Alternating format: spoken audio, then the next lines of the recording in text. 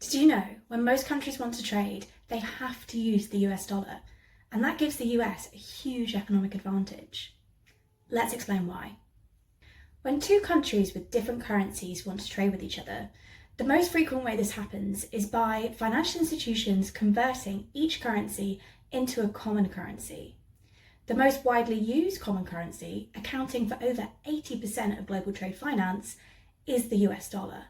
So much like someone from, say, Germany can have a conversation with someone from China by speaking English together, someone from Indonesia can buy something from Kenya because their currencies are converted into dollars. For the US, this means they have the unique privilege of being able to buy from abroad in their own currency.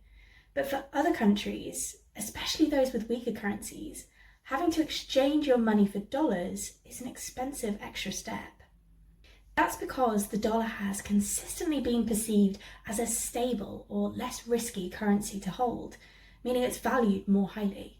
When countries with currencies perceived as weaker or less desirable change these for dollars, they get a bad deal because of the poor exchange rate.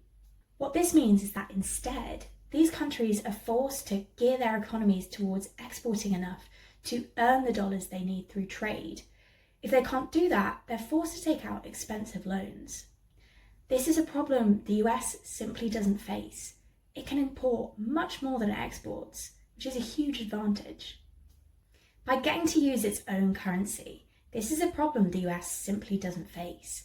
It can import much more than it exports without facing negative consequences, which is a huge advantage. The reason this whole situation happens is because of something called dollar dominance, and it adds another layer to the structurally uneven playing field that we call our international economy. Check out our other videos.